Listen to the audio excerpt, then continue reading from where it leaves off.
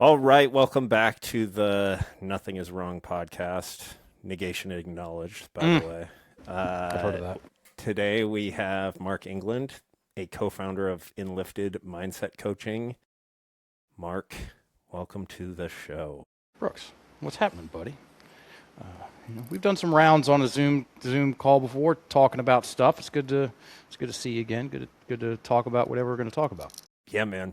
I'm stoked. As I was thinking about this conversation, I was like, you know what? I'm gonna throw Mark a quote to start it off.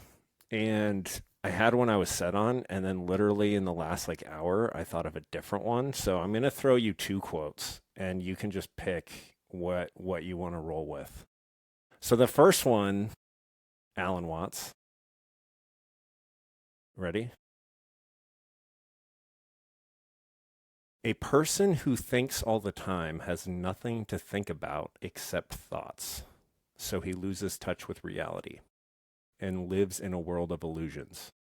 By thoughts, I mean specifically chatter in the skull, perpetual and compulsive repetition of words of reckoning and calculating. That's to say, we confuse signs, words, numbers, symbols, and ideas with the real world. That's number one. Number two, much shorter, A Course in Miracles, Lesson 7. I see only the past.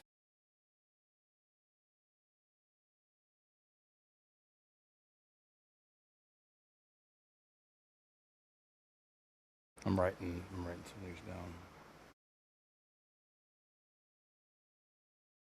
Hey, thanks for making it easy on me.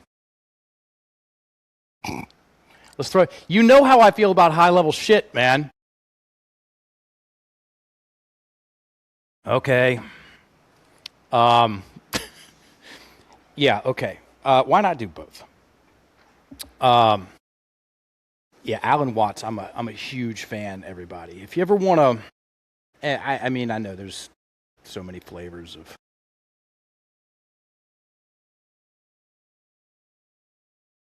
ways to see the world and see yourself in it, and believe things to believe in. I get it. For me, when I want to quiet, just massively zoom out. I like talking about things on a mechanical level. There's a whole bunch of mystery, and there's a little bit of mechanics. When I want to zoom out and just not think about the world, my world,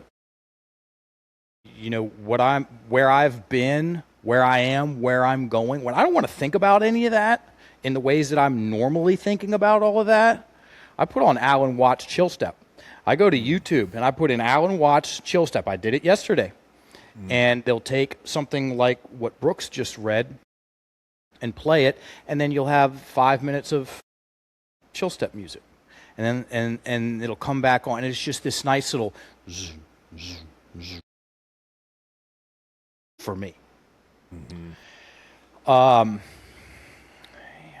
I mean, the more people knee jerk reaction, take out people, put in me, believe the voice in their head, which I know it's super easy to do because it's your own voice in your own head.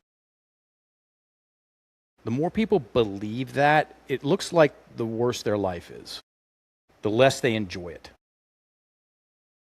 I mean, that was my experience before I started observing my thoughts instead of believing my thoughts, or to get all Alan Watts about it on purpose.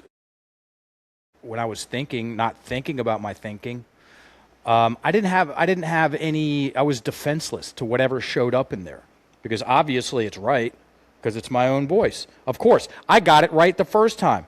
Of course, there's all the. Of course. And so it's a glorious day when someone learns to observe their thinking, observe their words, observe their language. as opposed to just knee-jerk blindly believing it. That's a huge day. That's a real big day. And it's not a before and after moment. It's this process of learning to observe more and more and more, and then you get to, because you gotta be aware of it first, and then you can start playing with the words. And I'm going towards a story that happened to me about 5 days ago, and if I had been in my head, I might have been a dead motherfucker. I would at least had I might have just had one leg. That's where we're going with this story, because overthinking can get you killed. Overthinking, you get sucked into the story in your own head, and you're not paying attention to what's happening around you. That shit can get you killed. You're a fitness expert. How many people, I put me in this category, how many people have injured themselves in the gym because they've got distracted? Oh my God. That could be. Yeah, let's talk about this real quick. Is that the main way people get hurt? 100%. Because I think about that, I'm like, okay, well, let's. How do people get hurt? Bad form, check. Distractions. They're not paying attention to what they're doing, or overtraining. Okay, or comparing. So say, like, there's somebody next to you and they're lifting more weight, and they've only been there 3 months. You've been there a year, and they've gotten stronger than you have in the past 3 months, and now you're in your head talking some crazy shit like you should be stronger than they are, and you try to push it harder than you should because you're in a conversation about them in your own head. You're not like you're sucked into the story, and then Snap City, something pops, or you're thinking about that shit thing your boss said to you 8 months ago, and you smash your hand in between a couple plates. Mm-hmm. I think distraction in its variety of flavors hurts more people in the gym than anything else. I mean, okay, Brooks, what do you think? Well, I think like form, I mean, yeah, is there an element of people are not educated on what proper form is? Yes, but when you think about someone who, most people generally have a good idea of decent form, and they're not doing it, and what leads them to not doing it? It's paying attention to something other than what they're doing. It's the lack of attention. That's it. Which is usually caused by a story in their head. a juicy story about somebody. Rawr. Yeah, and I mean that's usually what gets people in the gym in the first place. You've heard me talk about this. The real pre-workout of the fitness industry is the victim mentality. I'll show them. Yeah, they're gonna regret breaking up with with me, dude. It's rough. So yeah, so you learn to go. Wait a minute. Let me observe this story instead of get sucked into the story. And then wait a minute. Hey, there's some words in here that I need to think about some more. Why? What are these words? What are these words forcing me? What kind of story perspective are these words forcing me to create? And then you're into a whole other level again. And then from there, if you keep going, it's just like on a fitness journey. Guess what? If you keep going, you're going to unlock all kinds of interesting things. If you keep going, then the mind, like at some points in time, the mind, or just the story in your head. I don't even talk about the mind. I don't know what the mind is. I don't care about what it is. The sounds in your head aren't as loud, and they aren't as fast. So things are quieter. It's quieter in my head, and that, my friend, might have saved my life 5 nights ago. So there I was Saturday. It was Saturday? No, it was Friday. Minding my own business. Doing a level 1 coaching call for one of the students on 56. And I'm in Virginia, and we've got a heat dome sitting on top of the States. That's a cute word. It's hot as hell. Hotter than Satan's asshole. I said that earlier. It's true. I Googled it. And So we wrap the session, started at 6, wrapped at about 8:30, and it's still light out, but it's getting there, you know. So I walk down to the river. Can I cuss on here? Yeah. Nice. So I walk down to the river, and it's about a 20-minute walk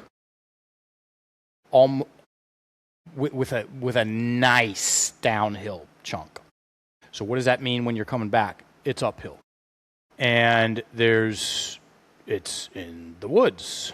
And so I walk down the hill and walk into the wooded path, and I'm getting about 30 yards away from the river. I'm getting close. And it's starting to get dusk, and I'm on the last piece of the path, which is red clay road, a little bit of grass in the middle, leaves, and then the trees are over top. You can drive a truck through there, and it's got some foliage up top, so it's less light than out in the open. And dude, I'm aware that I'm not thinking that much. I'm just walking, thinking about the river, reviewing a little bit. Because I mean, when do you ever get a completely blank slate mind story? Yeah. I don't. I do get peace and quiet. I'm not saying silence. I'm just saying it's quiet. Like a library is quiet. It's not silent, it's quiet. And dude, I put my foot down about a half inch. I've never moved so fast in my entire life, and I don't know what triggered me to move that fast. Well, I do know what helped me do it. I'm not sure what part of me. If I'd been in my head, I would have had a problem. Dude, I set my foot down. My left foot down. I was wearing flip-flops and shorts, that's it. Right next to a copperhead. Oh. I mean a half inch away from this thing, and it was a pretty good size, coiled up. And as soon as my foot hit the ground, we're talking about like 10% pressure. It just, I don't know if you can see this, it just shot up just like that. And the snake struck at me. Oh, and shit. It's my left foot. And I pull it up about a foot, and I see the snake's head go underneath my flip-flop, fangs out, and it gets about 3 inches on the other side of it. It basically like you trying to shoot me with a shotgun in the chest at 3 yards. It's a given. You got it. And that thing shot and then came back, and I'm like, oh, it was like something out of the fucking Matrix, dude. And then I pivoted around, and I was like, oh my God. And I kind of leaned in, and the thing struck up at me again, very out of range, but dude, the thing was mean, and it wanted some. It wanted some white boy ankle. It wanted some white boy ankle action, and I didn't give it to it because I wasn't in my head completely hijacked, and I still had some access to my primal instincts. There are levels to.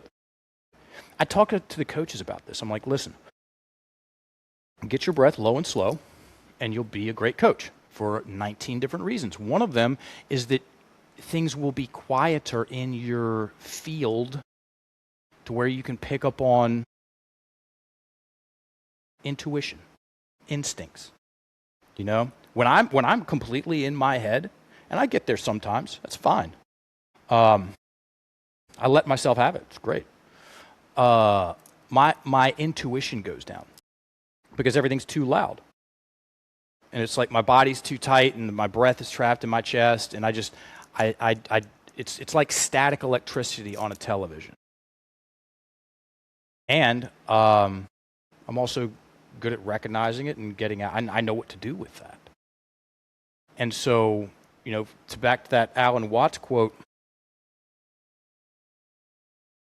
he's right. He's right.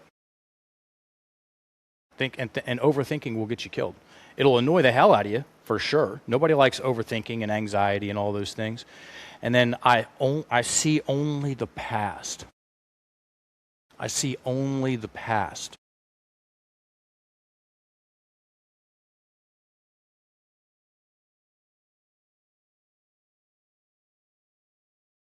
Yeah, that's right. That's right.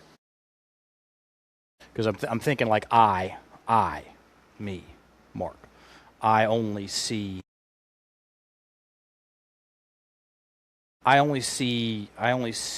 my past.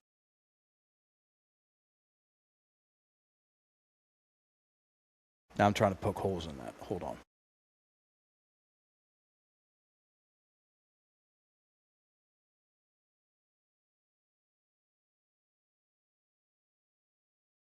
What I just said is like I can only see that.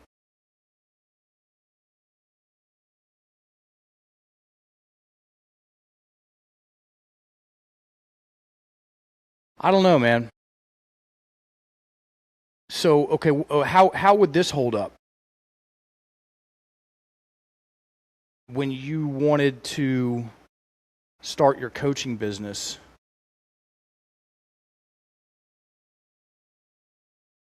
you hadn't done it yet. You saw something that hadn't happened yet. So if that's right, is that your past? Mm-hmm. I take that one as more okay. Yeah. That quote to me is a way for me to find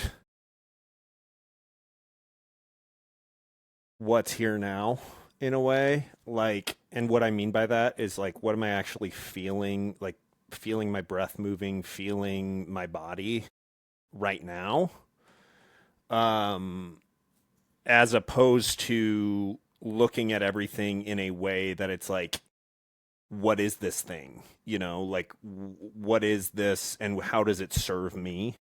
And like looking at it in a utility way. But as far as like more abstract of like planning for the future and things like that, I didn't think of it in that way. I was thinking of it more in that I did this long workshop that was all about, you know, some meditation type stuff. And like the biggest takeaway I got from it was how much we truly just see in words. Like as soon as you label something, you're not seeing it as it is now. You're seeing it as it is from what you know about it from the past, right? Yeah. Yeah. That. Yeah. Go ahead. And I think like what's interesting as I look back on that is I was stuck there for a while because, and I think this is a great application of Enlifted. I think I was stuck until I found Enlifted because I like there was a recognition of how much of my world was dominated by thought and words. But I didn't know what to do with that. It is a straight up pickle. you don't hear me people say that very often. Yeah, that's a pickle. That's a real pickle. And I mean that. I mean it. It is a pickle. It's quite it's quite the pickle. As in, you're aware of maybe not the problem, a problem, and you don't have a solution. Being stuck between a rock and a hard place. Right. I'm being dominated by my thinking, and I only know how to think about the fact that I'm dominated by my thinking with more thinking. Fuck my life. Exactly. 100%. I think I spent a few years in that. Bro. That is that's no man's land, dude. Mm-hmm. That's no man's land. That's an extremely awkward place to reside. I've been there. It's more common to get into that no man's land or no woman's land. I don't want to get canceled over here. I'm being an asshole, everybody. It's more common to get into that place than to get out of it. It's more common to get in it than to get out of it. Mm. Why do I say that? Because there's a lot of teachings that, hey, you know, your words, your thoughts, meditation. Don't like learn to observe your thoughts. Yeah, I know what to do, but I don't know how to do that. A lot of spiritual traditions will get people in that no man's land, especially the West, like people like the Westerners. You know, I'm a Westerner, and so I can't speak for like other. I did live in Thailand for 10 years. They've got a better. They got a better. They do better with the thinking over there. Do you think that it's like, I think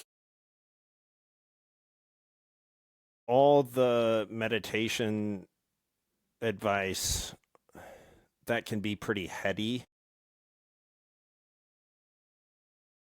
it can be the absolute worst thing for you or Yes. the absolute best thing for you, depending if you're in the victim mentality or you're out of it.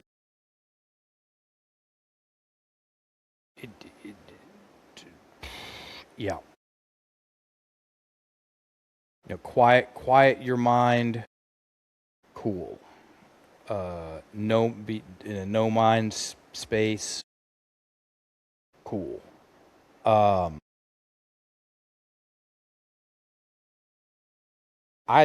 would take slow down your rate of speech over anything that I learned in meditation. And I used to teach meditation. I had a meditation teacher at one point in time. I was his only student. It's like something out of a fucking movie, dude. Yeah, seriously. It was on Koh Samui, and I was already teaching meditation, and this guy showed up as we called him Billy Crystal, and he was this British dude. At the time he was about 65, and he had been a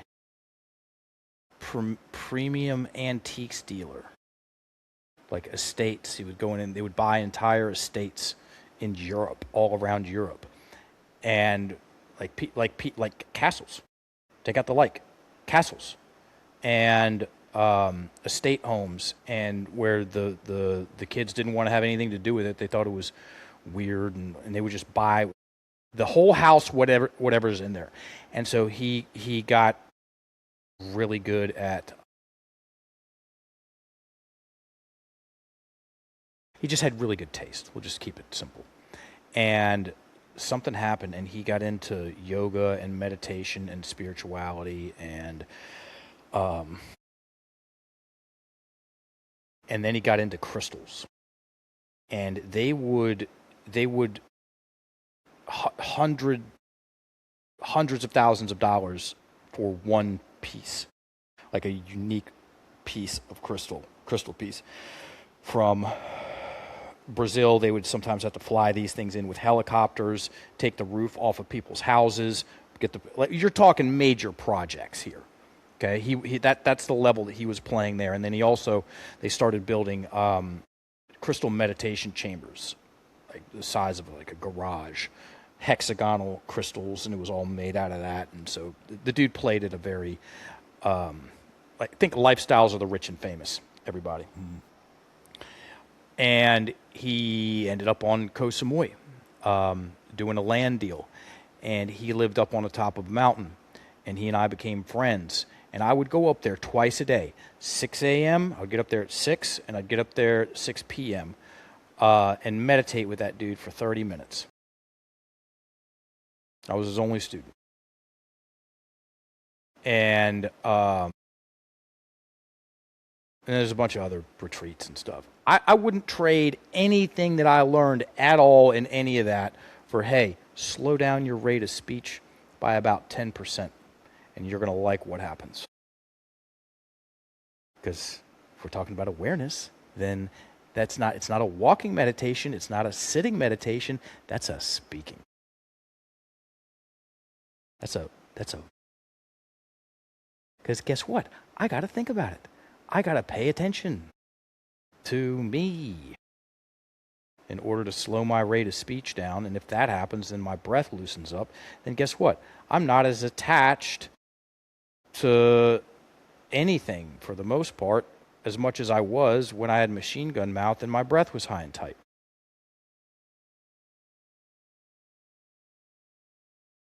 And you don't have to go sit on a cushion to do that. Oh God, no. And sit and suffer. I mean, like there's a lot of misery happening on a meditation couch. Yeah. Quiet your mind. Yeah, right. Do you have any idea what got me on this meditation couch to begin with? Right. The amount of suffering and misery and self-loathing that got me here? You have any idea? That's still in there. Yeah. Now I'm just really still and staring at it. Thanks. Exactly. Yeah. Just focus on it more. Yeah, that'll help. It could be just a complete troll. What if meditation was a complete fucking, or at least for the Westerners? Hey, we're going to make this thing a super long and drawn out process. We're not going to teach them the real shit. This is going to be a super long and drawn out. How do we draw this thing out so they keep coming back and keep paying money? Well, just make them stare at their thoughts. Because it'll make them think more about their thoughts. It's like it's not the case, everybody. And I do like to have a little. I like to have a lot of fun. That's fun. It's funny to think about that. Yeah, dude, I wouldn't put any meditation I've ever done in my entire life up against a slow walk. Right. Yes. I wouldn't put any couples counseling up. You give me 10 hours of couples counseling versus it'd be 10 1-hour slow walks with somebody. Everything in the world is going to come up in that. By the way, it's free. Yeah. Hey, go on a slow walk, everybody. You want to slow your mind down? You want to slow the story down? Go on a slow walk. You need to, and then, when you're talking to people, slow that down too. It's the whole thing. It's most of the problem is just the pace that we're going. Mm-hmm. Yeah, I don't know if you're on Instagram very often, but I've been seeing a trend that's going around that's like, it's a parenting thing, but I'm all for it. It's like people filming themselves as they do in the middle of life. And it's them pausing and taking a deep breath and saying, this is not an emergency. And it's like a bunch of moms, and they're like, it's basically just them making breakfast or, loading their kids up, whatever, and then just pausing and saying, this is not an emergency. And I'm like, that is actually that works. A fantastic practice. You don't necessarily need those words with it, but yeah, just stopping and unclenching, that'll go a long way. Yeah. Yeah, a lot of people live their life just one catastrophe, one emergency to the next. Whether it's the actual thing, which usually it's not, or it's thinking about that thing. Yeah, man, that's a dude, we're coming out with Enlifted parents this month. Oh. This is a big deal. We've had, it's not that I lost, I just stopped counting the amount of people that were like, hey, how when are you going to have something for kids? Kids, parents, get this into the school system. Kids, parents, get this into the school system. Kids, parents, get this into the school system. And I was like, yes, I understand. And that is not just a little side pet project. Okay, that's if we're going to do that, we're going to do it right, just like everything. And I was like, hey, we'll get to it when we're done with the certs, or I'll get to it when I'm done with the certs. And the reality is we're far enough down the line with. So the certs turned 7 years old 2 months ago, and we've got over right around 550 Enlifted coaches, and some of those coaches have been coaching. They've been coaching, and they're getting their reps, they're getting their experience, and they're good. Take out the they're good. Some of them are really good, and so Jenna Kane, who's in level 3 right now, she's going to be facilitating Enlifted parents. It's a 6-week course, kicks off in September. She's got 2 children, 12 and 14, homeschools. She's into human garage, so the fascial maneuvering. It's in Enlifted, so the words and the stories and the breath. And dude, and a lot of it, I sat down with her over the past 6 weeks, and we built the curriculum. And a lot of it is slowing down a pinch. So I'm just riffing on that. Hey, this is not an emergency. Breathe. And a lot of it is hey, we're going to help you learn to ask more questions of a certain kind with your kids, and then also breathe better around them. That's going to be, so it's words and breath. There's that again. And a lot of questions. There's going to be some introspection about as far as like their parenting styles, how they see that as a reflection in some way from the way they were parented. She's going to be working on their story, which directly influences their children's story.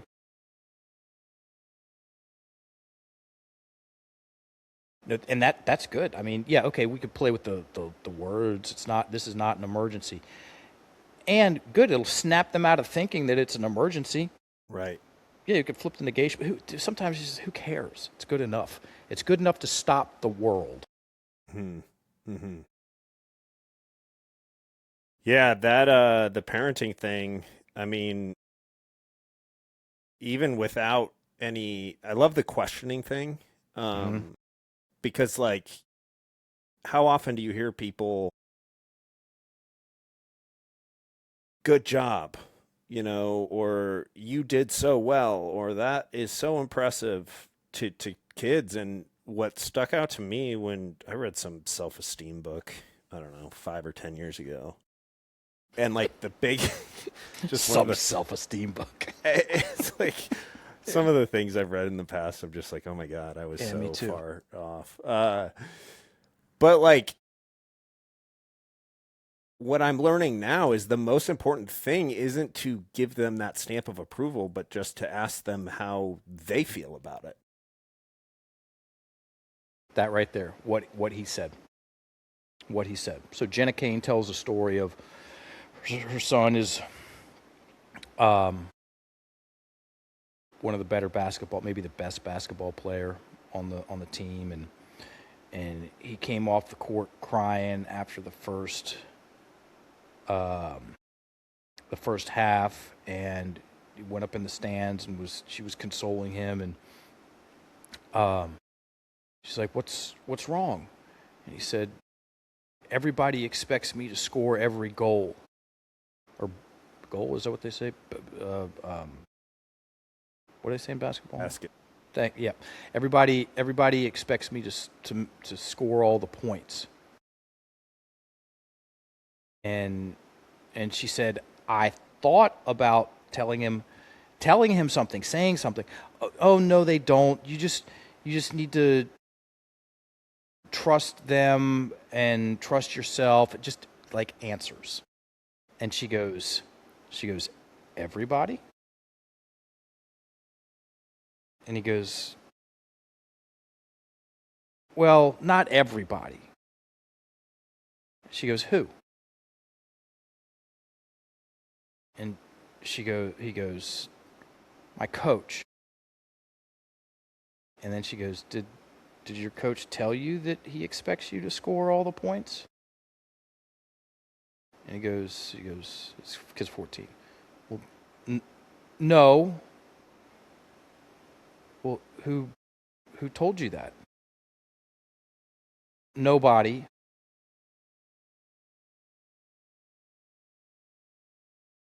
Do you think that's true? And he goes, well, I just put a lot of pressure on myself. Holy shit. Yep. And she goes, yeah, that's good. It means you want to win. Right? And he goes, yeah, I do want to win. And she goes, has anyone else scored points in the game today? Well, yeah. So do you think you have to score all the points, or do you just want to win? I just want to win the game. Went back out there and played even better. And that took about a minute.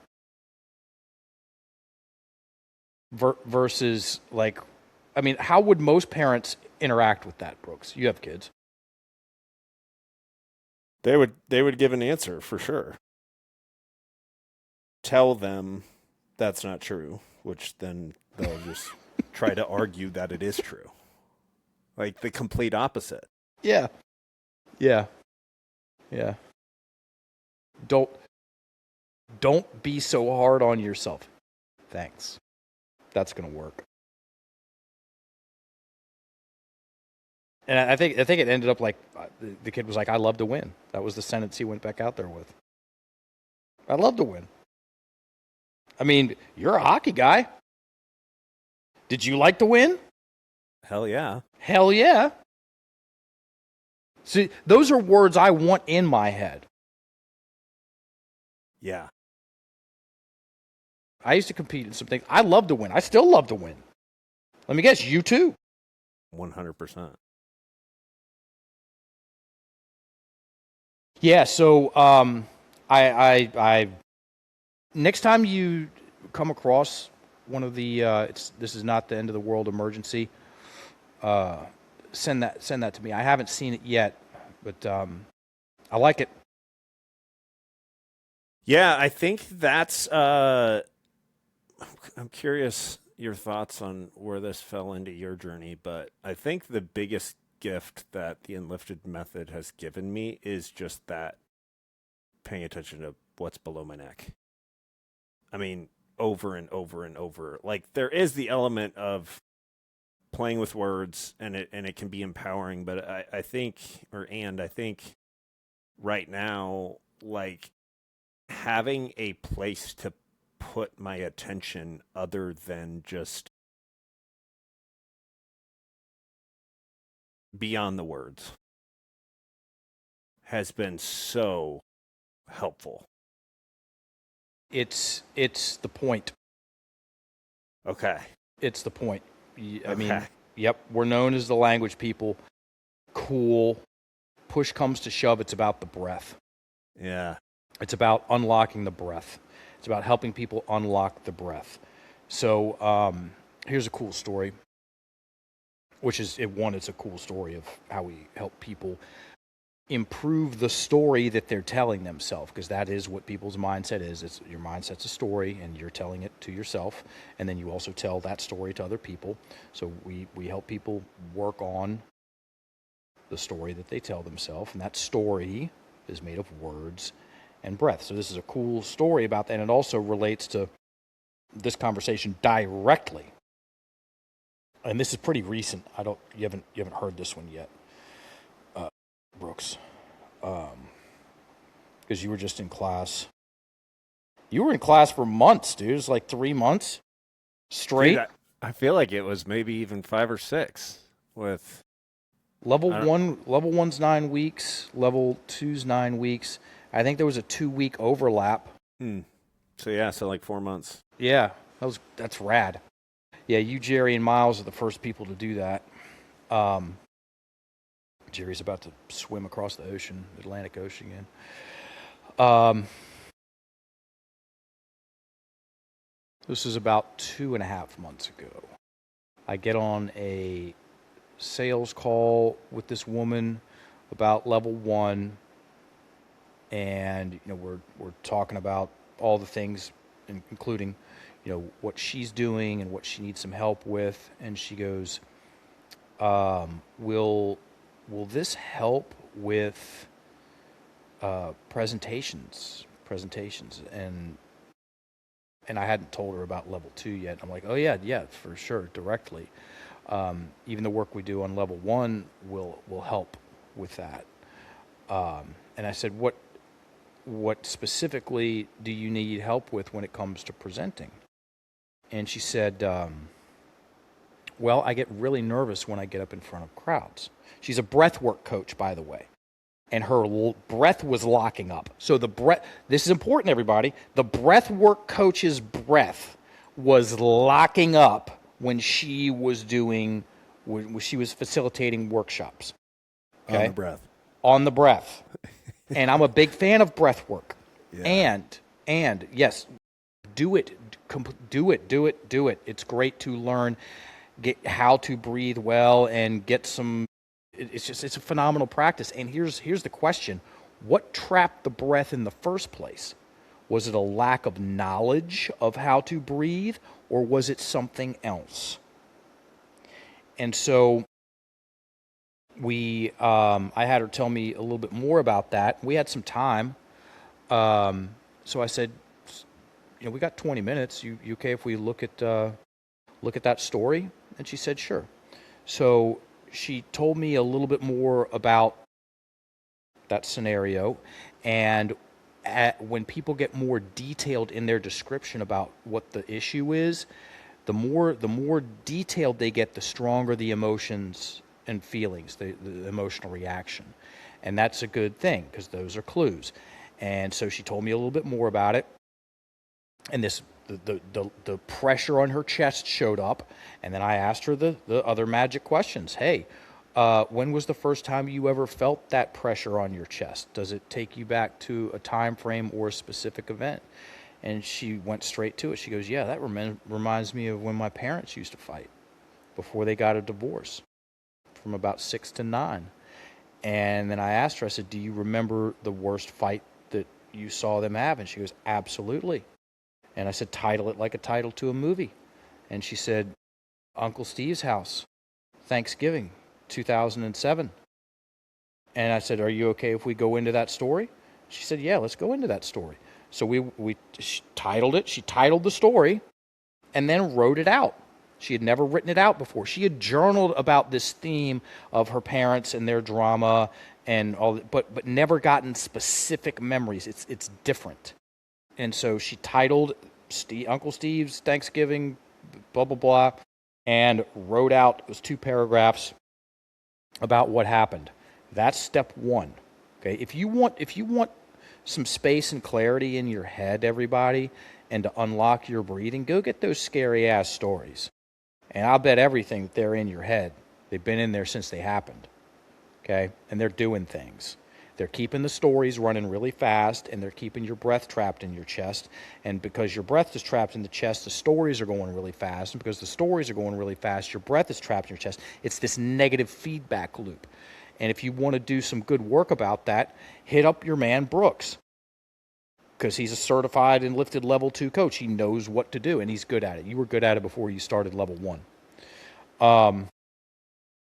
And so we wrote it out. 1. 2, she read the damn thing. And there were emotions in there. 3, same story. We slowed it down by 30%. Her rate of speech, what happens when someone slows down their rate of speech? The breath loosens up. Very important when it comes to helping change stories. And then step 4, same story, slow, smooth read, and at the end of each sentence, you take a full breath in and a full breath out. And what does that help do, everybody? It helps create space and clarity, surprisingly. And on the other side of the fourth step, she felt a whole lot better. A whole lot better. And the sentence that held the whole thing together had neon lights around it. And here's the sentence. My father spent all of his money on drugs and didn't take care of us. I know you can see where this goes. Everybody listening to this, if you're not driving, get a pen and a piece of paper. I dare you, write this sentence down. Whether it applies to you or not doesn't matter. Just the fact that you're going to play with some words here. That's the payoff. Write this sentence down. If my father spent all of his money on drugs and didn't take care of us. One more time. My father spent all of his money on drugs and didn't take care of us. And I had her repeat it a couple of times, so she's very focused on that. And then I had her scratch out that last word, didn't take care of us. Scratched out us and put in the word himself. And it was like somebody smacked her in the face with a hockey stick. Father spent all of his money on. And I didn't say a damn thing. I didn't need to. She looked off to the side and just like head came back a little bit and just stared at this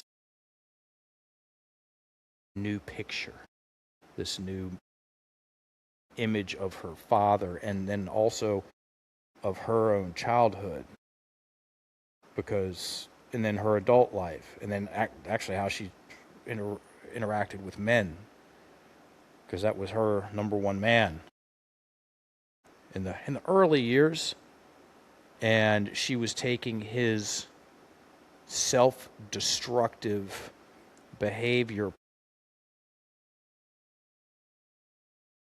because her words were forcing her to. That sentence, my father spent all of his money on drugs and didn't take care of us. He's in the picture. They're in the picture. Okay? And he's doing something to them because he's not doing something for them. He's neglecting them. And so I was neglected. Maybe that's true. And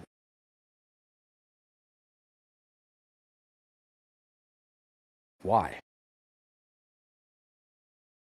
Because she was a bad person as a little girl and she deserved to be punished? Or was he completely consumed with his own pain and misery and his actions were about him? One word in a sentence, it can change some things. And so, what traps people's breath in the first place? Is it lack of knowledge about how to breathe? No, not in my experience. Yeah. No, we're built because we spend most of our time breathing on an unconscious level. All we got to do is unlock the ability to breathe well, and we'll breathe well on our own without having to think about it all that much. And that ability, or unlocking that ability, comes down to changing our stories, unlocking the stories that we tell ourselves. Because if I have a bunch of junk stories in my head, then my breath is going to be locked in my chest. And then, then I'm going to be very likely to be overthinking things, and then I get my fucking foot bit by a copperhead. Whoops. And that would have been a problem because I didn't have a knife on me. I didn't have a shirt on me. I didn't have any rope on me. I've thought about what would I have done, because it was a 20-minute uphill walk back to the truck in the heat, and then a 10-minute drive into town to get me to an ambulance that hopefully would have had a 20-minute drive to a hospital that could have treated me. There was our next door neighbor. I was talking about it yesterday with my stepmom. Our next door neighbor, she's 80. She was picking leaves out of some rocks down by the water, and she got bit in the hand by a copperhead. And it took an hour to get her to medical treatment, and her whole arm went black. She almost lost her arm. And I was thinking, I was like, what would I have done? Well, I probably would have gotten a stick and gotten some vines, because I could have found some and made a tourniquet, but I still had to walk out of there. There was nobody coming to get my ass. Right.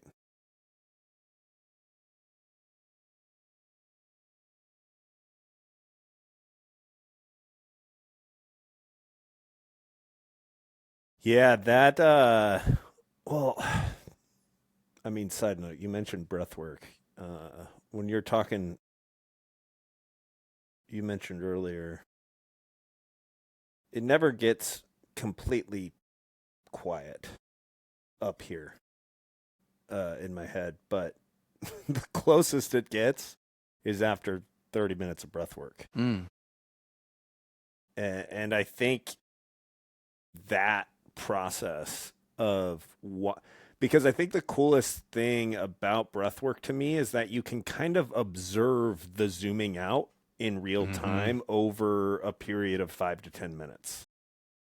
Because when you're in your thoughts and you're in your head, you cannot conceive of anything else.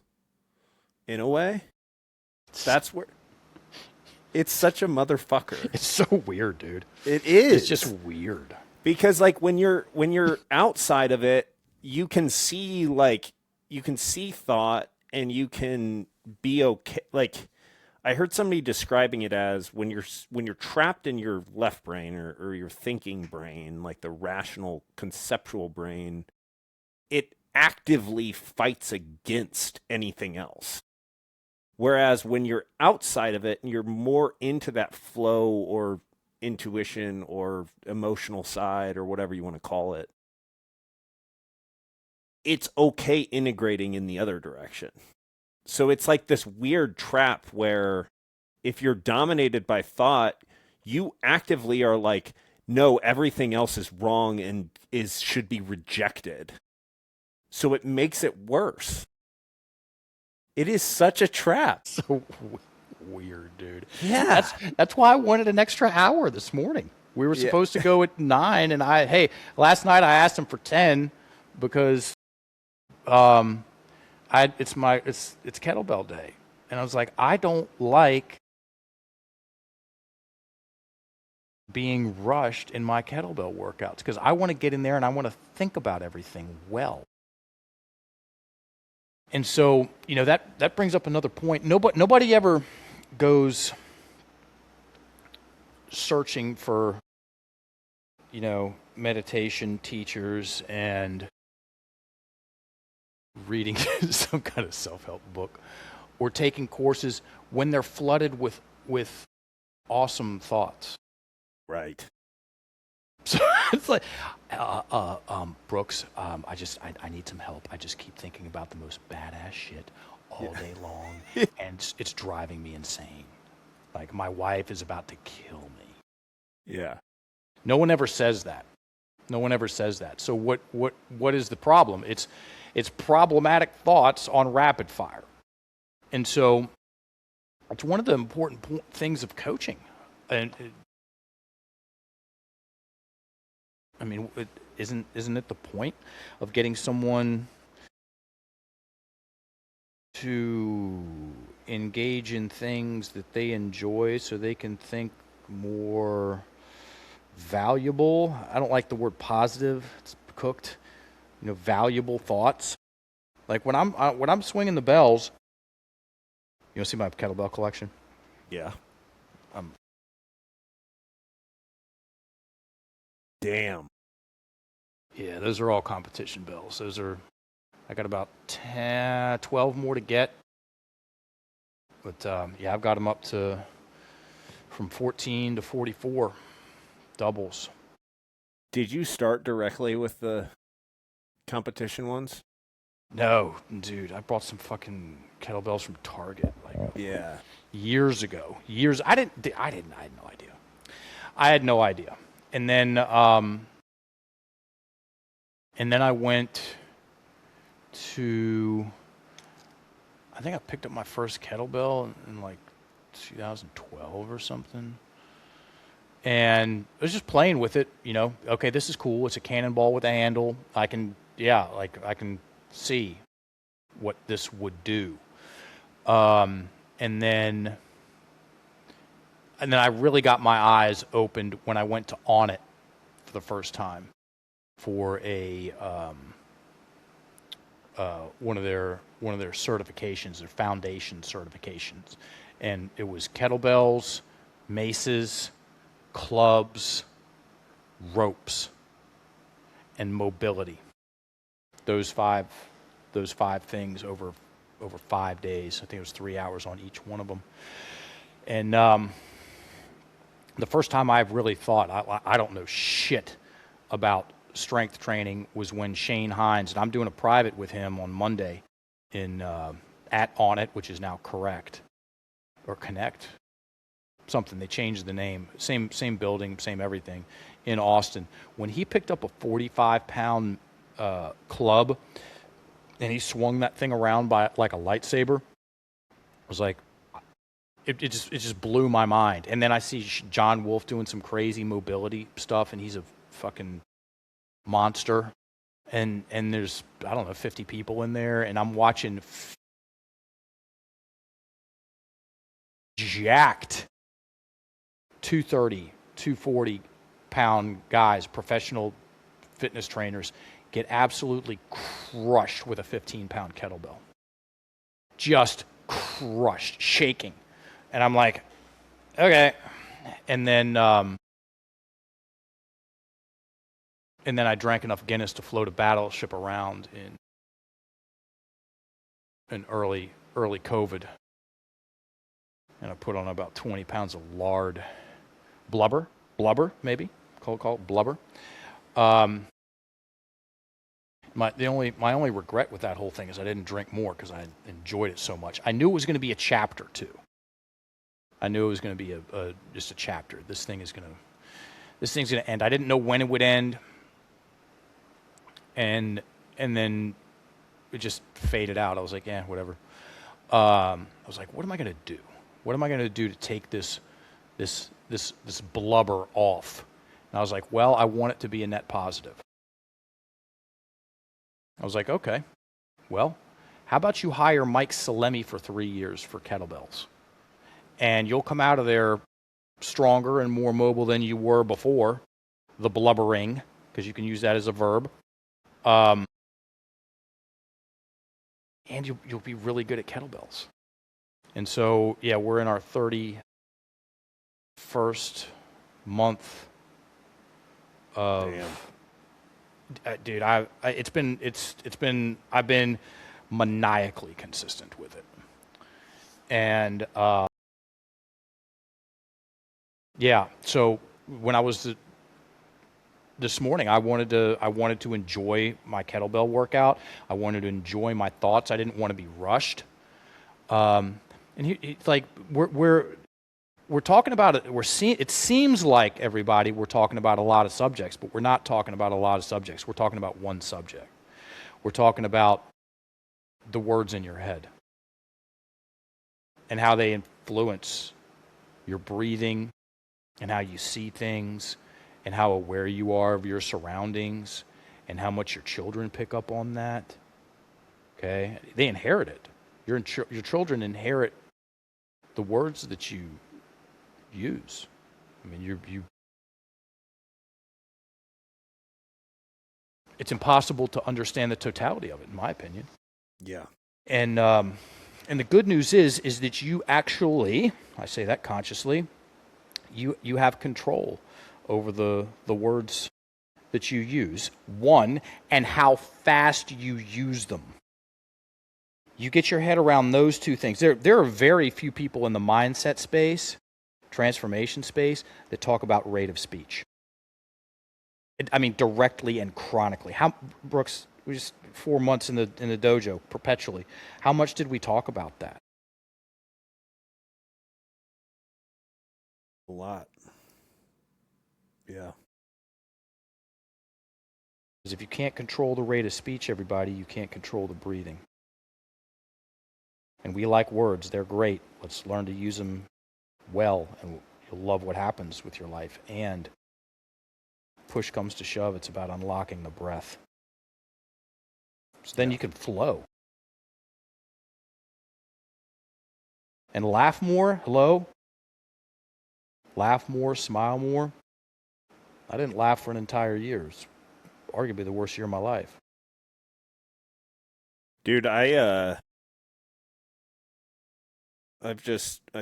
reignited my breathwork practice lately, and I literally within a couple days of doing some 30-minute sessions, I noticed my laugh was deep.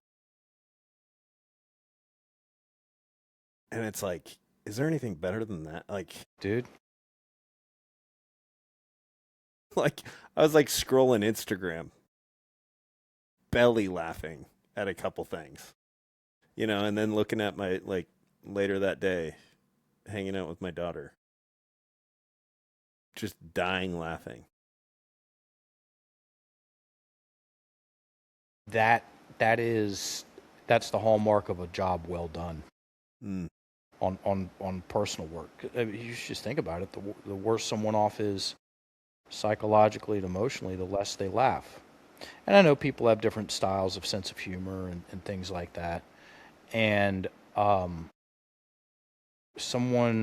anyone is going to be way less, maybe there's a word for this, just keep it simple, smiling prone or laughing prone. The tighter your breath is in your chest, the harder it is to smile.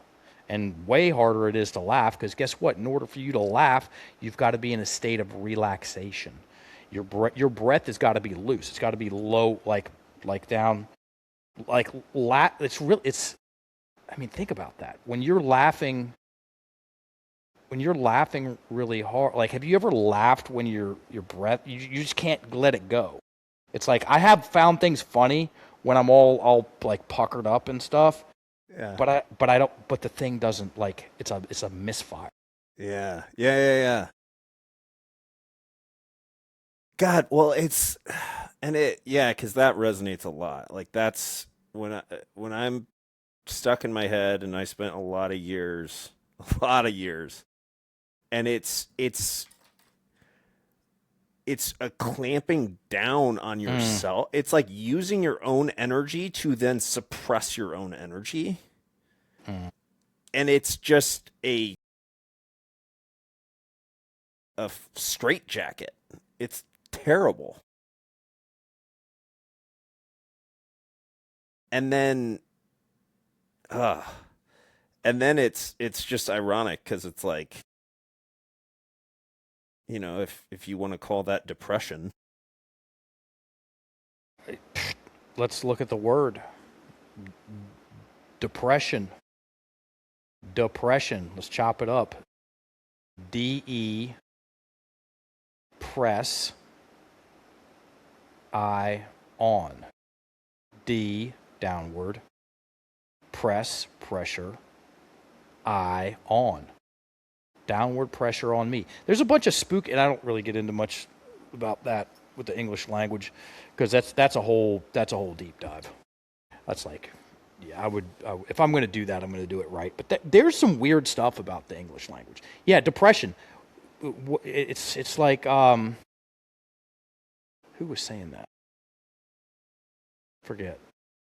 Depression is not wanting to get out of bed, and then the opposite of depression is creativity. That's not wanting to go to bed. Think about it. It. You're just so jazzed. You're just like you're a kid. Yeah. I remember when I was 8, 9. It was the first business I ever.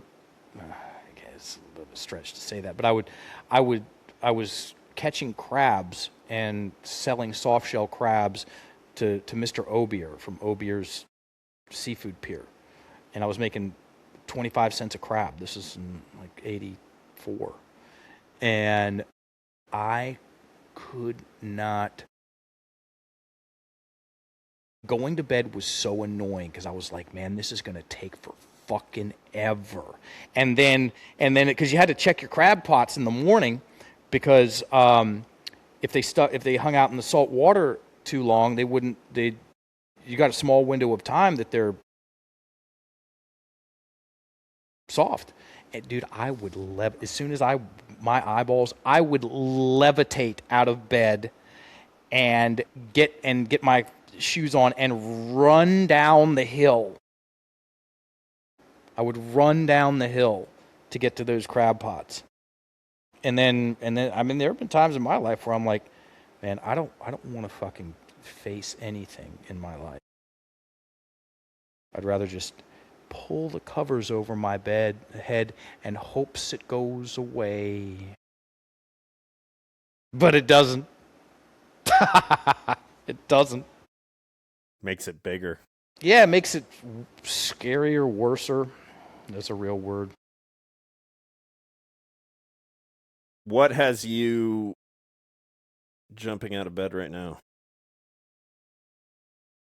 Nothing.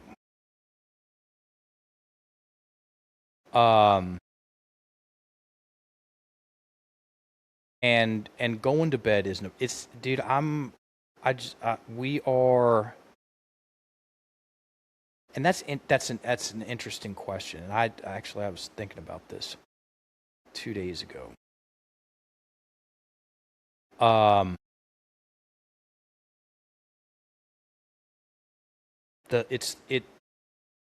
love what I do, and if I get things half the way I want them to, I'll be doing this for a long time. And I've been doing this for a long time. And I was thinking, I was like, what massive win? What win could be big enough for me to get super excited about Enlifted? I mean, would it be like a $5 million contract? That would be weird because we don't have any lures in the water like that. Would it be going on like a really big show? Here's the thing, I don't know, dude. I don't know because we're going on a really big podcast next Monday. And then 1 week after that, I'm a main stage speaker at the CrossFit coaches and owners conference the 2 days before the games. It's sponsored by CrossFit. Everybody and their mother in the CrossFit space is going to be in that room, and we have 90 minutes. It very well could be a before and after. And I don't get super jazzed about things like I used to in the early days, and I don't get super bummed out about things. And I think that's, and I enjoy the path. I enjoy everything. I'm doing what I want to do. It's just this consistent. Yeah. Do you understand what I'm saying? Yeah. Yeah. And dude, it was like that in my MMA career too, dude. It was really fucking weird. I lost my first MMA fight, and then I won my second one, and that I had an explosion of energy after I won that fight that I never experienced again. It was one of the highest highs of my entire life, arguably the highest high of my life. Intense-wise, the amount of energy, the intensity of it, and I won. I had a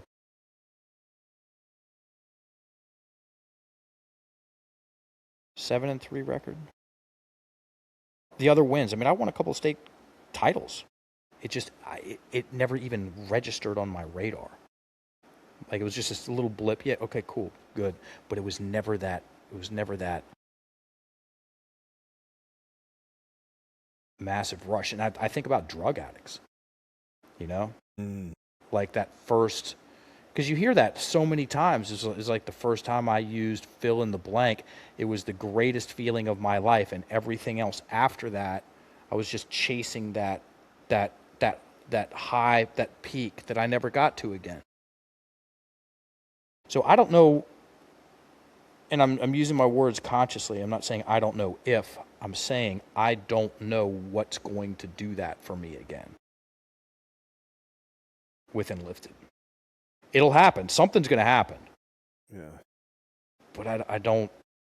It doesn't. I don't levitate out of bed. I go to bed thinking I'm like, cool. I did that last night. Fuck, man. I did it last night. I've got a very diverse day. Okay, I told you about it earlier. I'll be done at 11 p.m. tonight. And I went to bed thinking last night, I was like, that's gonna be cool as shit. So, yeah, that was a lot. Let me ask you this. All right, so if you compare, so like today isn't you've got a lot of cool shit today, but it's not like there's anything that's like you've been looking up forward to it for months on end, anything like that. How does your baseline today compare to your baseline around the time that rush hit you with that win way back when? Did that make sense?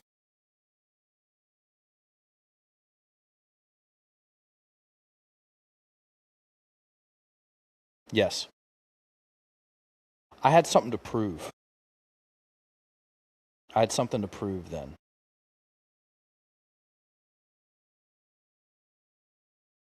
I don't have anything to prove now. Yeah. And there are pros and cons to that. Right. You know, uh,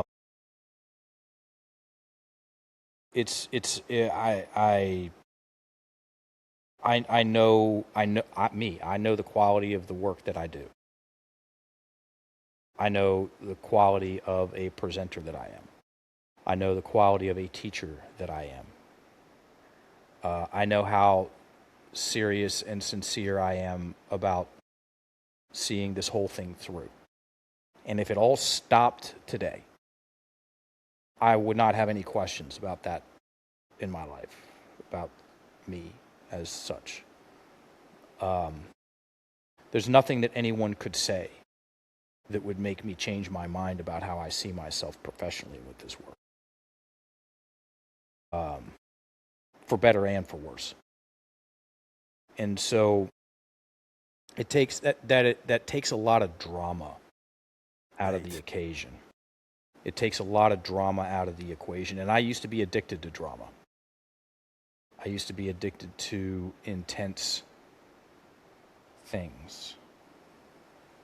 And over the years, through this work, I've polished those edges off of me, and now I just want to do this for a long time, and I see how far I can take it. And if I can't take it any farther than today, then I know what I've done. And if I get 20 more years on the clock, it'll be interesting to see where this thing goes.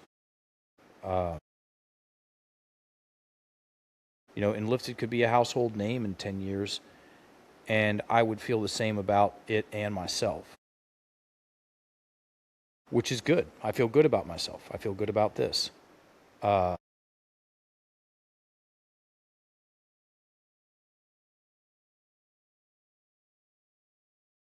And I prefer it. I prefer basically, like, it's not even a grind, just the well, okay. Since we've talked about some fairly metaphysical things, or meditation, breath work, dude, this is basically just it's a devotional practice for me. This work. It's like I get up and I do it. And I'm glad that I get to do it. I'm grateful that I get to do it. And I don't I mean, my life is crazy, basic, simple. Like, people, you couldn't imagine it. And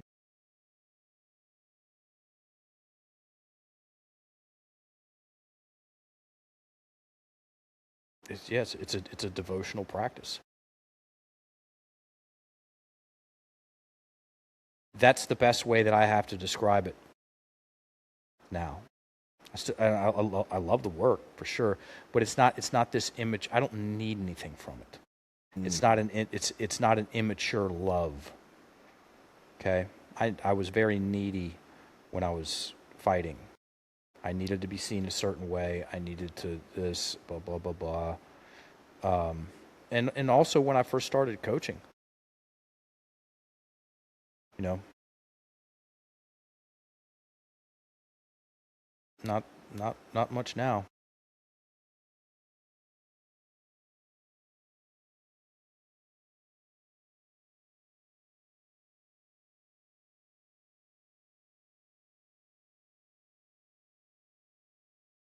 It'd be weird to see where it is in 10 years and how I am in 10 years.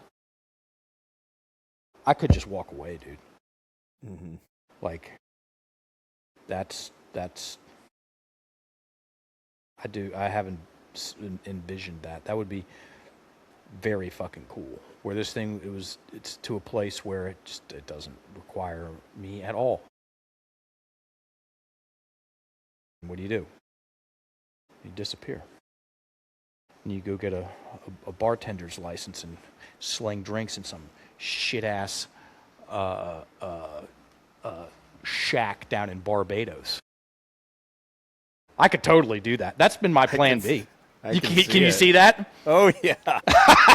Can you see that? Dude, I would never I would fight somebody if they try to talk to me about coaching. Like somebody actually finds out where I am and they come to try to talk to me about abracadabra. I'd come across the bar on them. Now, my plan B was like, okay, if this thing blows up in my face or whatever, I'm gonna go get my bartending, blah blah blah blah, and I'm gonna go sling drinks somewhere. Well, and seduce some like 70-year-old women. Be like, have some sugar mamas on the mainland, dude. That's awesome. I'll tell you where I go, Brooks. All right. Just don't tell anybody else. Secret's safe with me. Okay.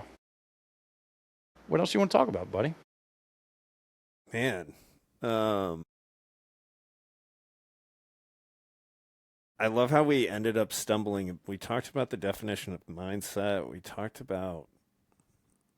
Oh, I had one thing written down. You'll love this.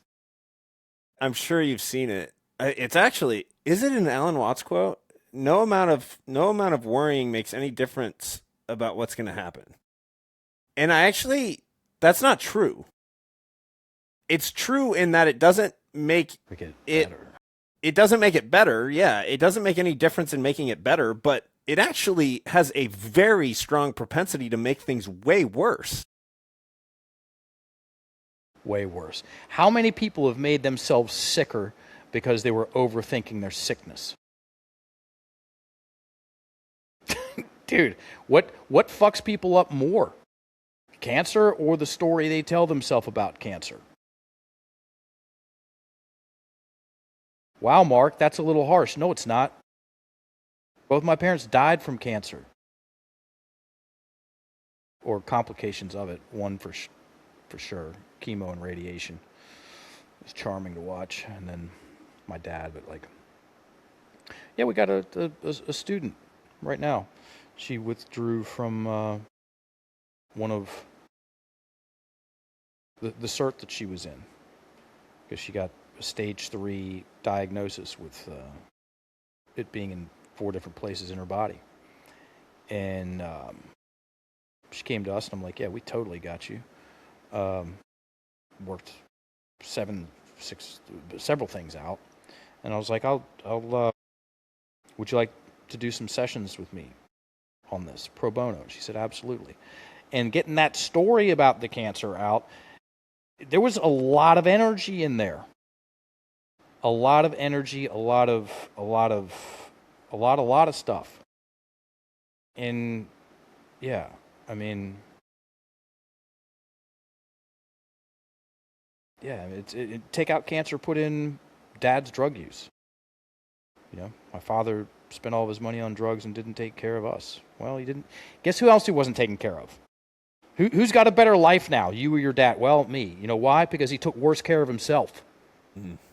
It's like, here's the punchline, everybody. There's a variety of ways to think about things. And if you want to make things better,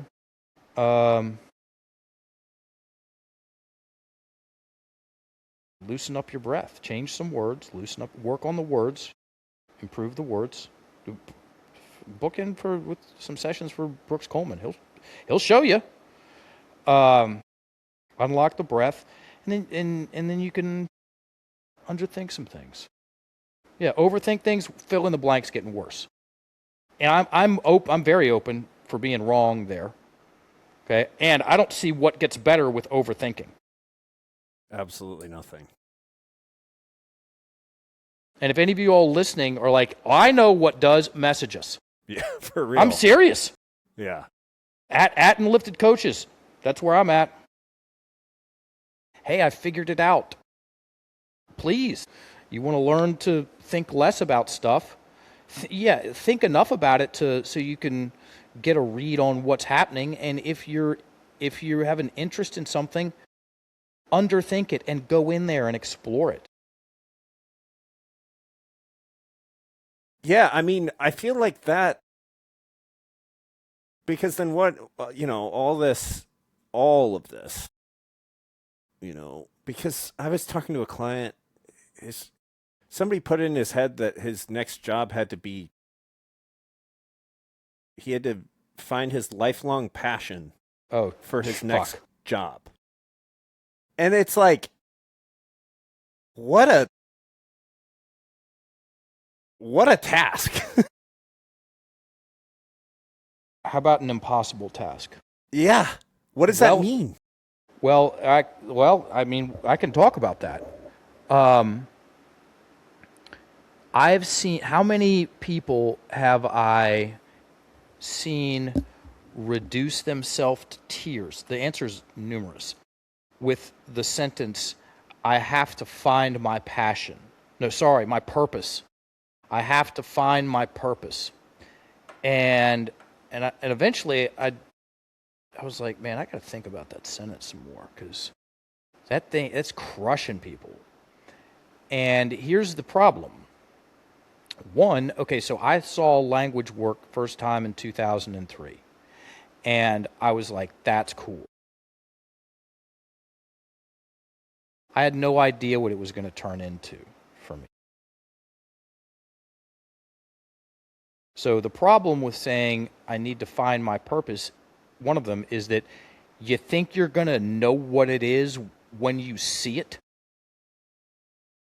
Right? You think you're going to know exactly what your life calling is the first time you see it.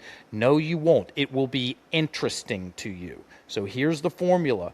Explore your interests. If it's still interesting after 6 months, file it under passions. Explore your interests, develop your passions. If you're still passionate about it after 5 years, file it under one of your purposes, which is the other problem with that sentence. I need to find my purpose, which means you only get one. Who the fuck said that? So you're not going to know what it is. You're not going to recognize it when you see it 99% of the time. Some people do. It's extremely rare. Okay? And then why have only one? It's like, is one of your purposes to help people lead better lives through your expert coaching, Brooks?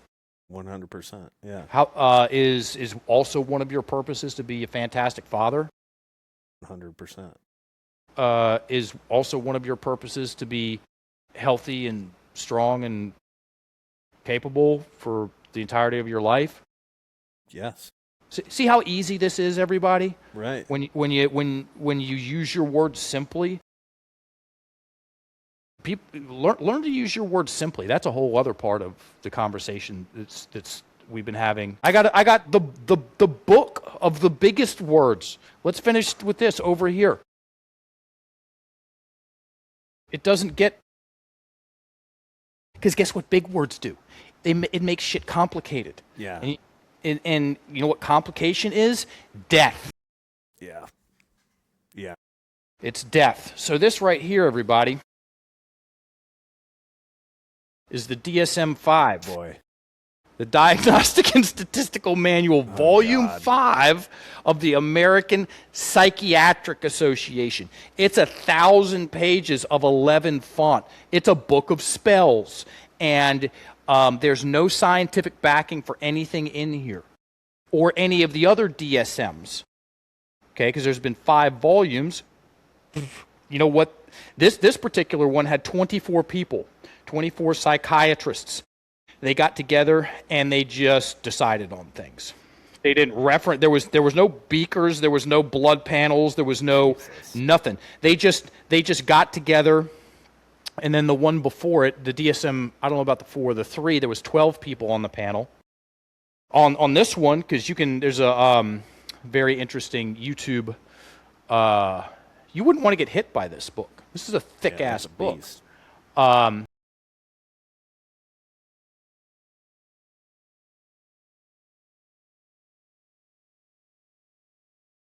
Something got brought up and they're like, oh, we can't put that in there. I do that.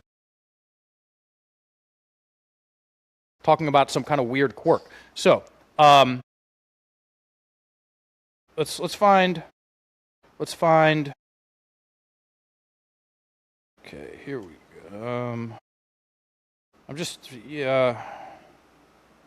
just random. Page 443. Underthink it and breathe. Okay, use simple words, speak slowly, smile more, laugh more, watch what happens. And then on the other side of this spectrum, you've got the fucking DSM-5, Book of Spells. This is page 443. Circadian rhythm sleep-wake disorders. I've never read this because here we go. Here's the diagnostic criteria. This is going to take a second. And you cool if we end on this? Because I need to go get a cup of coffee before I get to do my next section. All good. Okay. So this is the diagnostic criteria for circadian rhythm sleep-wake disorders.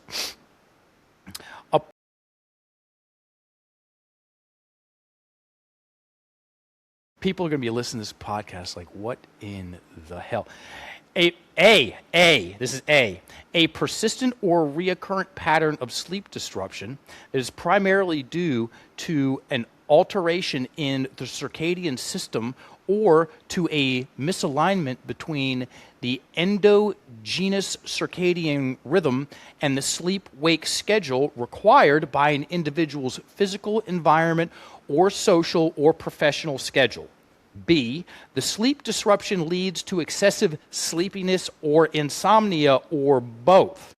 C, the sleep disturbance causes clinically significant distress or impairment in social, occupational, and other important areas or functioning. Also could be delayed sleep phase type 21. A pattern of delayed sleep. I'm not making this up. How could I? This is crazy.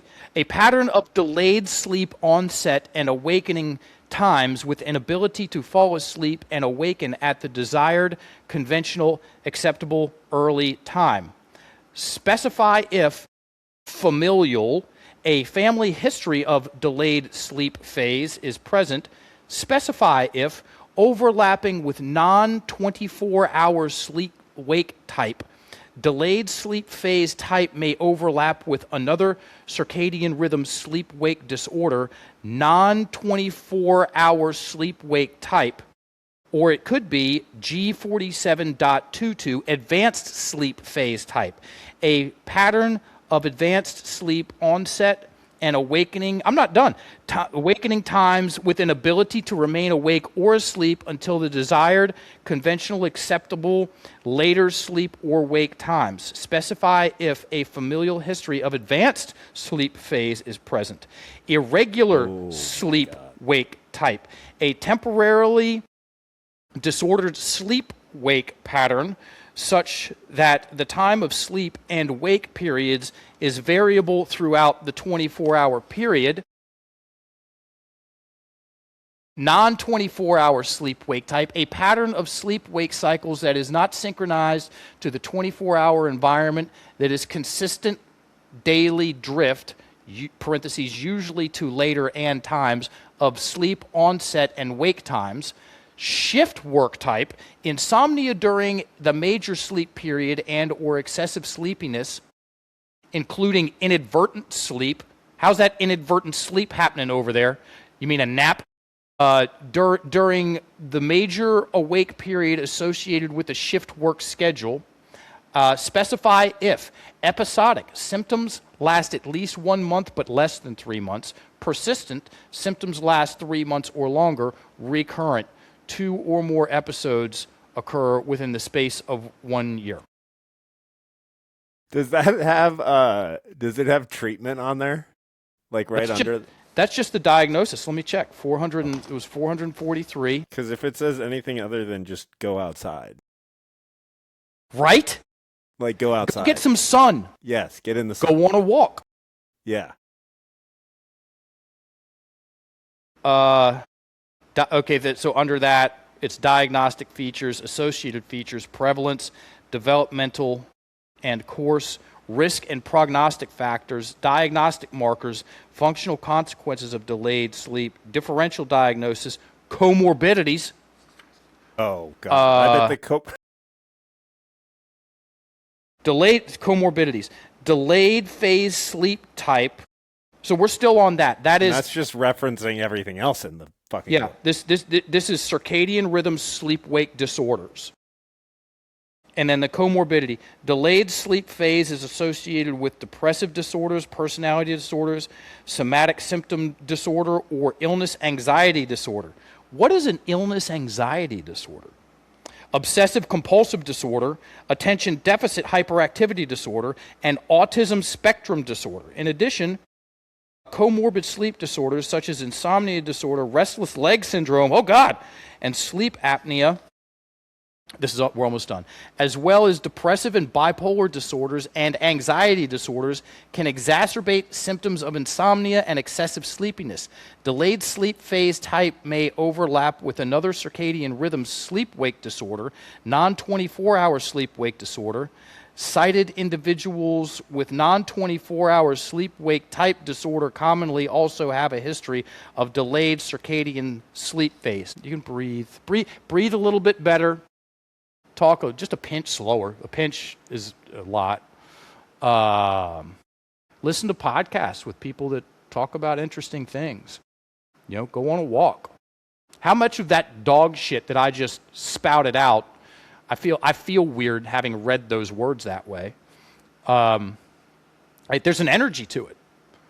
What would happen if somebody went on a 45-minute walk 6 days a week? Oh my God. What would happen you're the fitness expert. What would happen to their sleep schedule?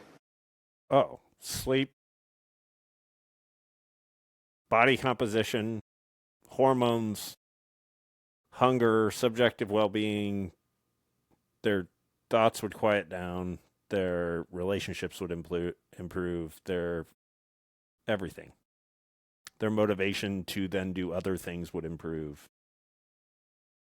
That's the one thing. That's my first piece of advice to anybody. Walk outside. Go walk. Yeah. If you got a relationship that you'd like to improve, go on a walk with them. Mm-hmm. Just watch. How'd we do, Brooks? We did great. Mark England, everyone. Dude. So I'm going on Alex Zeck's podcast, The Way Forward, on Monday. Going down to Texas to do it. Bet your sweet ass I'm going to pull this thing out and just do Read that. shit. Yeah, this is going to get a black helicopter circling around my house. But you know what? That might get me excited. Just to come full circle on everything. That might get me excited. Yeah. That you've done a good job. Now we're coming to kick your door in and send a robot dog in there to say hello. How did it? I know we're closing down, but what about when the snake thing happened? How'd that feel? What was the scale of 1 to 10 there? 0.